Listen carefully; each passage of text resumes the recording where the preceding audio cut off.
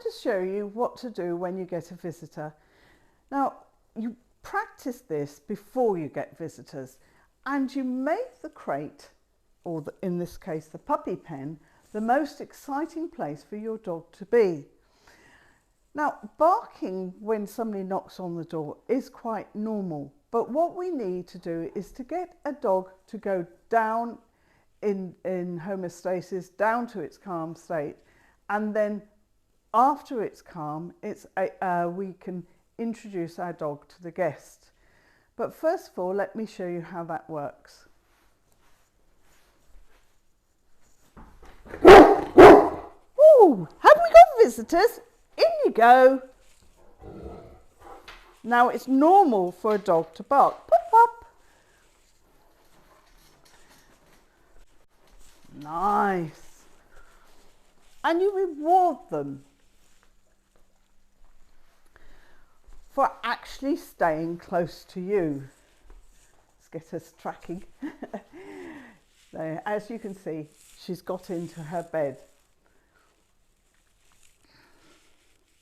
Shall we try that again? We'll try that again. Free. The camera didn't follow me then. Let's try that again. Oh, have we got visitors? Pop up in your pen.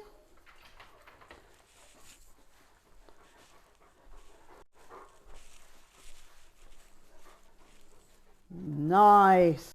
Now you don't have to nag them, you just give them the cue once, and you have to set this up so you practice it lots, and practice it first with someone who's willing to wait at the door. Hello Robert, come on in. Would you like a coffee? I'd love one. And if your dog is calm, say nice. Now, the guests can just lean over and stroke the dog, or even give them a treat. Scatter it on the bed, not to a mouth. That's it. And you give them instructions of what to do.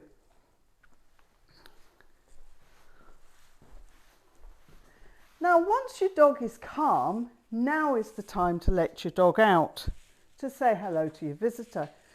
So you tell your visitor where you'd like them to stand. Could you just stand over there? Closer to me. That's it.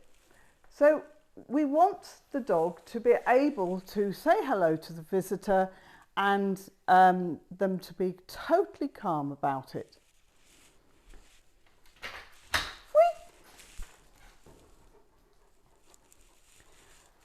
Say hello. Hello, Joy. Hello. And you give the cue to the dog to say hello.